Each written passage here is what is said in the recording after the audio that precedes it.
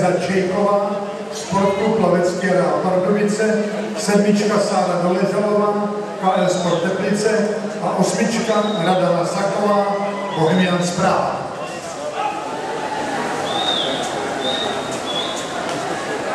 Výsledky uvidíte hned na videostěně.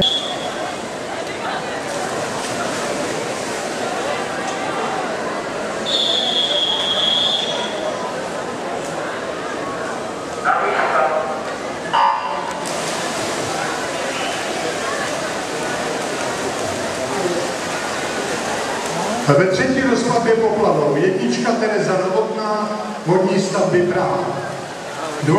Tereza Vujárková, Olymp Praha, 3.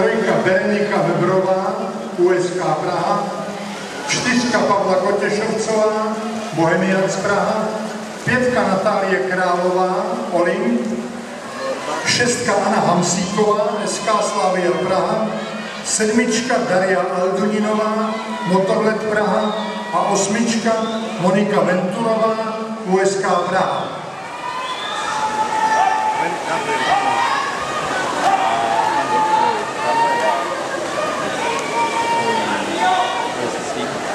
Dráha 4, Ludmila Šrámková, 48,98.